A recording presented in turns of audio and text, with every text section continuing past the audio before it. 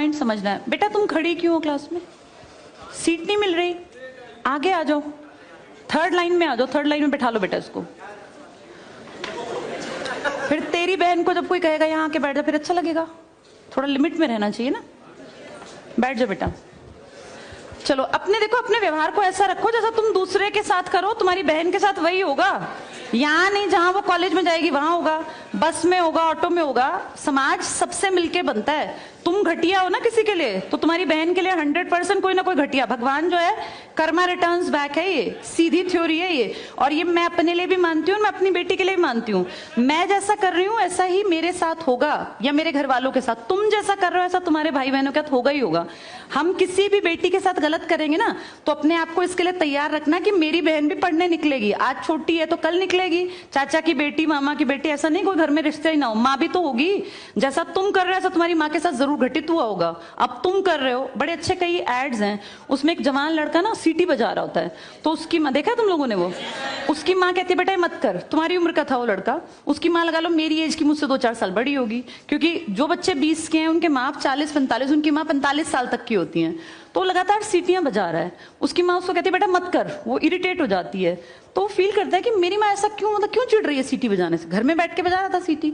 तो उसकी माँ को याद आता है कि जब मैं रोज बस स्टॉप पे जाती हूँ, 45 साल की अधेड़ उम्र की एक औरत, एक घटिया लड़का, मतलब ऐसे नहीं होते बिल्कुल ही घटिया जिनकी परवरिश हो, वो रोज उसको परेशान करता है, उस 45 साल की औरत को।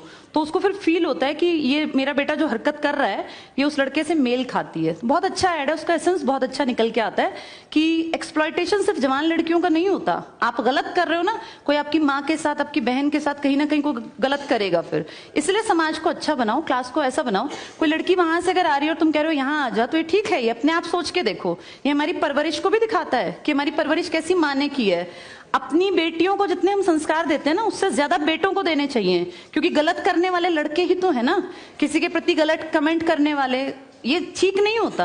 इतने काबिल बनो कि कोई तुम्हारे साथ बैठना चाहे। तुम्हें ये कहना पड़ रहा है कि यहाँ के बैठो, तुम कोई वो छिछोरे 70-80 के दशक के लड़के थोड़ी ना हो, पढ़े लिखे 21वीं-22वीं सदी के लड़के बैठे हो। तुम कोई बच्चे नहीं हो। अब अपने व्यवहार को इतना अच्छा बनाओ, क्योंकि जब गलत बात बोलो ना तो ये सोच के बोलना कि मेरे घर में जो औरत है ना उसको ये सहना पड़ रहा है कहीं ना कहीं। तुम ही लोगों ने समाज बना रखा है, इसको घटिया बना लो चाहे अच्छा बनाओगे तो पूरा समाज अच्छा बन जाएगा। घटिया बनाओगे तो तुम्हारी माँ को भी 100% सुनना पड़ता होगा, क्योंकि ये कर्म है, ये किसी को नहीं छोड़ते।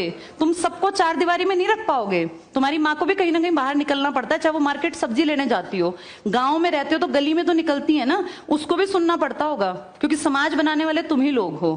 तो ये ध्यान रखो सबको कि भाई किसी को हमारे किसी भी कमेंट से बुरा ना लगे, और इनको अलग मत समझो। जैसे तुम्हारी बहनें ऐसी ये हैं, पसंद आना कोई अलग बात होती है, पर व्यवहार अच्छा रखना चाहिए। तुम्हारी परवरिश अच्छी माने की है, कम से कम ये दिखा के चलना। चलो ये टॉपिक